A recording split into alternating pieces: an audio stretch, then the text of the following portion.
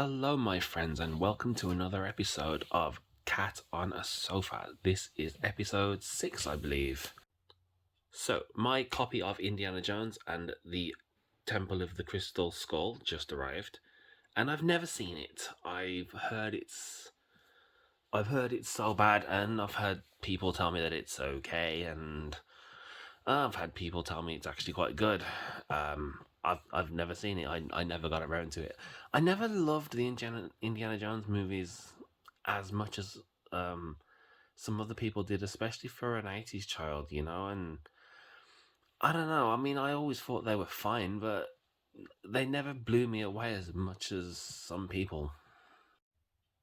That being said, with the recent Zavvi slash Best Buy releases, I thought I'd pick them up because they're relatively cheap, and upgrading from DVD to 4K is always an absolute win because the picture quality jump is amazing. And so yeah, a few months back they started to pre-order them, and so I bought them.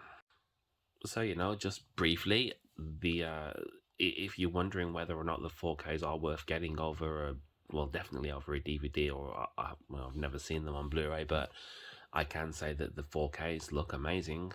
That's about the only endorsement I can do. I don't really review 4Ks, but I'm sure if you wanted to know more, you could find someone that does. So let's take a closer look. One thing I will say, in contrast to the Best Buy ones, they're not glossy. They're just a plain matte finish with no embossing, no debossing, no spot gloss, no nothing. That is just a sticker. Some people really hate the UK age ratings, I know, but don't worry, they do come off. Yeah, boring discs. They all do come with a poster, which maybe I'll open one, maybe I won't. We'll see. Posters are another thing that confuse me slightly. It's like, well, yeah, they're nice, but I'm never gonna actually put up a folded poster because, well, they just look bad. So it's like, yeah, thanks, I guess, but I would rather have an art card than a poster, if I'm being completely honest.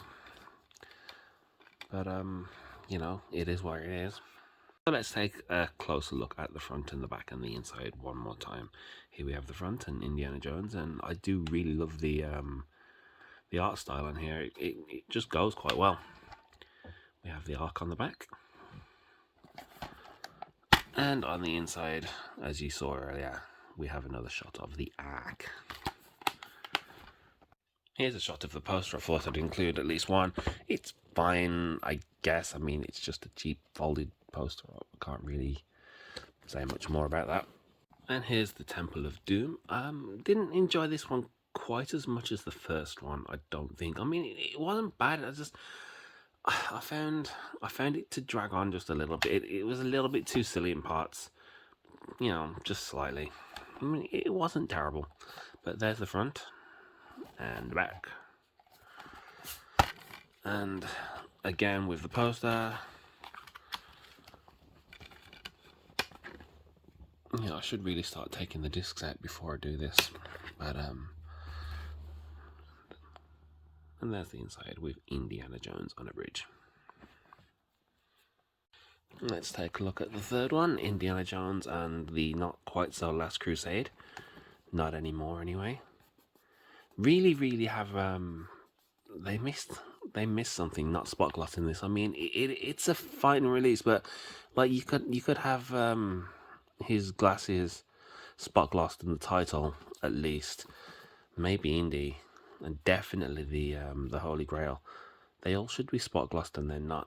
And it's not a great finish. I mean, it's just fine. People really tend to have a dislike for matte finish steelbooks, but I mean, they're not so well. They're not great, are they?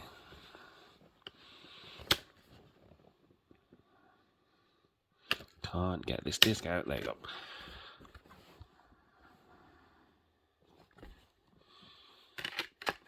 See, boring discs. Missed opportunity for some cool artwork, but ain't much one can do about that. I really enjoyed the third one when I was watching it. I think the dynamic between Indiana Jones and his dad would they just played off each other so well. But yeah, so definitely enjoyed the third one. It might have been my favourite of the three, come to think about it. And there we come to the very, very controversial and divisive Indiana Jones and the Kingdom of the Crystal Skull. I have no opinion on it. I never saw it. Maybe I'll post a review, or at least, like my thoughts on the films. Let me know in the comments if you would actually like me to start doing reviews, top 10s, top 5s, anything at all. Any ideas actually whatsoever. I'm just going to open this and do a jump cut. Okay, there's the jump cut. So here's the J card. I do keep all my J cards. I know some people don't like them on Steelbooks, but I mean, I don't have protectors for all my Steelbooks yet. They're quite expensive and I have many. But I find that, it adds at least a small layer of protection. So there is that. Yeah, it's the exact same finish as the other 2, 3 even. Just flat matte. It's fine. It's not great. Thought that was damage there. Yeah, that does have just a little bit of damage under the J card. I mean, it's not terrible, and it was cheap, but still. Like, yeah, there are a few scratches on this. It was all behind the J card too. That must be a defect. I think I'm just gonna let that one go. Seeing as Zavvi have already said that they're replacing my Nobody box set, I think I'll just let that one go. And here we have the inside. Again with the blank discs. And that's some decent enough art. They're fine. So there you have it, guys. The complete, for now, Indiana Jones collection. Yeah, they're making a 4th one, aren't they? Did I hear that they're making a TV show too? Or was that something else? I can't remember. I know they're making a TV show for something that was, I'm sure it was this. I'll check and I'll edit that in. But, yeah, here we have the currently complete Indiana Jones set. All with, matching artwork, and they are really nice. I mean, well, they're not really nice. They're good. They're all solid. A for effort, maybe B for effort. Not an A, certainly not S, but they're good, and I can't really complain. So there we have the end of the So that's it for this episode, guys. Don't forget to like and subscribe if you like the video, of course, and I will see you next time.